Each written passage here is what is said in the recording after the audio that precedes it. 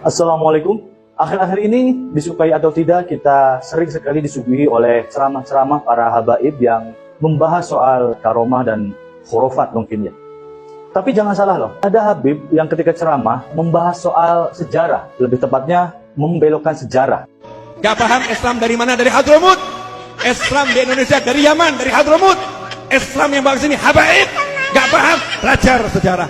Begini Bib, dari catatan sejarah, teori yang membahas soal masuknya Islam ke Nusantara atau ke Indonesia, itu yang paling terkenal ada 3 teori. Teori Gujarat, teori Mekah, dan teori Persia. Nggak ada itu teori Yaman. Mari kita bahas satu-satu. Teori Gujarat, Islam masuk ke Nusantara itu di abad ke-13 dari India. Hal itu diperkuat karena memang di abad tersebut hubungan dagang antara India dan Nusantara itu cukup kuat. Kemudian didukung pula dengan ditemukannya batu nisan Sultan Samudra Pasai tahun 1297 yang memiliki corak khas dengan corak Gujarat. Teori kedua yaitu teori Mekah. Dalam teori ini dikatakan bahwa Islam masuk ke Nusantara itu di abad ke-7 dan yang membawa Islam ke Nusantara itu adalah bangsa Arab dan Mesir. Dasar teori ini didukung oleh keberadaan kampung Arab di wilayah Aceh sejak abad ke-7. Dan kampung ini diyakini punya hubungan dengan kampung Arab yang ada di Guangzhou, Cina. Nah, di Guangzhou, Cina, kampung Arab ini sudah ada sejak abad ke-4. Hubungannya apa dengan kampung Arab di Aceh? Itu karena orang Arab ketika mereka berlayar, untuk nyampe ke Guangzhou itu pasti mampir dulu ke Selat Malaka, ke Malaysia, ke Aceh. Sehingga ada beberapa di antara mereka ya yang mampir dan menetap di sana. Fakta lainnya yang mendukung teori ini adalah Kesultanan Samudra Pasai itu bermadhab